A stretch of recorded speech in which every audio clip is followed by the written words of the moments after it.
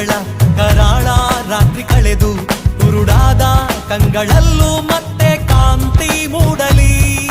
ಜಾತಿ ಭೇದ ಮೀರಿ ಧರ್ಮದತ್ತ ಈ ಚಳುವಳಿ ಚಳುವಳಿ ಚಳುವಳಿ. ವಂದೇ ಮಾತರಂ